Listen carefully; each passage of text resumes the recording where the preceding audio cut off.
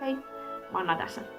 Turrifandomissa kuulee monia erilaisia termejä, ja nyt tutustutaan kahteen niistä, eli Fursonaan ja OC:hän. Aloitetaan OC:sta. Eli OC tulee sanoista original character, eli alkuperäinen hahmo. Ja se on aika yksiselitteinen. Eli se on hahmo, jonka joku on keksinyt ihan itse. Toista samanlaista ei ole. Ja se on jokaisen oma henkilökohtainen hahmo. Se voi olla ihan mitä tahansa lajia. Se voi olla minkä tahansa värinen. Se voi olla hybridi, eli kahden eri lajin sekoitus tai useamman eri lajin sekoitus. Mutta tärkein asia OC:ssa tosiaan on, että se on uniikki, ei ole toista samanlaista. Turrifandomissa todella monella on useampi OC. Niitä voi kasaantua aikojen saatossa enemmänkin, joko itse tehtyjä tai sitten muiden tekemiä, mutta ne on ostettu sitten itselle. Joko vaihtamalla ne rahaan tai taiteeseen tai johonkin muuhun, esimerkiksi tassuihin tai muuhun vastaavaan. Mulla itselläni tällä hetkellä taitaa olla noin 10 OC:ta, joista 2 on mun Fursonaa, josta päästään Fursona-aiheeseen. Fursona tulee sanoista furry persona, eli turripersona. Fursona on hahmo, joka edustaa turria itseään. Se on se niin sanottu pää-OC, eli se ykkös-OC, jota käytetään eniten. Fursona on yleensä edustus omasta itsestä. Eli sen luonteen piirteet on samoja kuin mitä itsellä. Ulkonäössä saattaa olla yhtäläisyyksiä omaan itseensä, kuten esimerkiksi hiusten väri, lävistykset, vartalon muodot. Mutta tämä ei ole mikään ehdoton, koska Fursona voi olla myöskin ideaali kuva itsestä. Eli se, miltä itse haluaisi näyttää. Mulla on siis 2 Fursonaa, joista tämä ykkösfursona on Manna.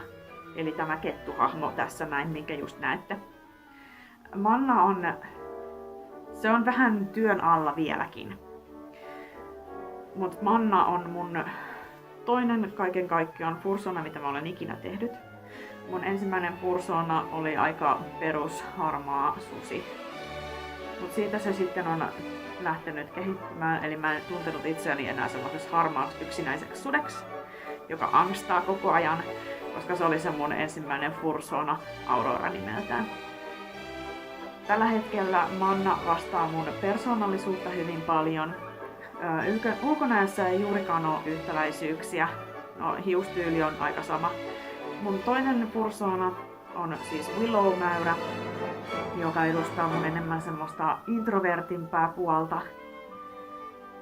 Viihtyy hyvin omissa oloissaan. On vähän semmoinen ujompi, rauhallisempi. Kun sitten taas Manna on enemmän semmoinen niin ulospäin suuntautuneempi. Sen takia mä teen nämä videot nimenomaan Mannana enkä Willowna. Fursonia voi siis olla useampi, ja ne voi edustaa eri puolia susta, tai ne voi edustaa erilaisia asioita, mitä sä itse haluaisit olla.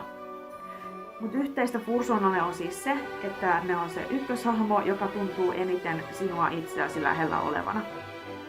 Useimmilla turreilla on 1 Fursona. 2 ei ole mikään harvinaisuus. Sitten jos mennään 3 tai useampaan, niin se ei ole enää kauhean tavallista, mutta sitäkin sattuu. Eikä ole taaskaan mitään oikeaa tapaa olla turri, vaan sulla voi olla tosiaan miten monta Fursonaa sä haluat, ne voi olla minkälaisia sä haluat. Samaten OC:den kohdalla ei ole mitään määrättyä rajaa, että monta sulla niitä saa olla, vaan niitä saa olla just niin monta kuin sä itse haluat, että niitä on. Kun lähtee tekemään itselleen OC:ta tai Fursonaa, niin yleensä ensin tulee mietittyä vähän sitä, että mikä lajinen se on. No, Fursonan kohdalla yleensä mietitään sellaista lajia, joka vähän käyttäytyy sillä tavalla, miten itse käyttäytyy. Semmoinen laji, mikä voisi olla jotenkin hauskan näköinen, erikoinen. Ehkä suosituimmat Fursona-lajit fandomissa on susi, kettu ja husky. Nämä on varmaan ne 3 suosituinta. Mutta sitten taas löytyy myös hyvin paljon erilaisia, ei niin tavallisia, kuten lohikäärmeitä, Eli hahmon tai persoonan ei tarvitse olla siis mikään oikea eläin, vaan se voi olla myös joku ihan mielikuvituseläin. Turrifandomissa näkee myös hyvin paljon erilaisia lajeja, joita ei todellakaan ole olemassa, jotka on ihan niin kuin omasta päästä keksitty, että ne ei ole niin kuin esimerkiksi mitään mytologiaa. Yksi tällaisista lajeista, minkälainen mullakin on OC-na, on manokit. Ja se on ihan täysin keksitty laji. Mutta näissä keksityissä lajeissa pitää ottaa huomioon se, että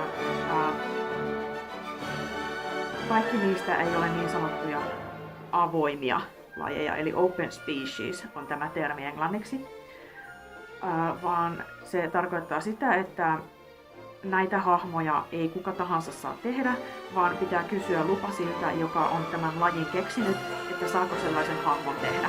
Yksi todella suosittu laji, joka on keksitty fandomissa, on Dutch Angel Dragon. Näillä on todella laaja kannatus tällä lajilla. Se on avoin laji, sitä voi jokainen oman hahmonsa tehdä.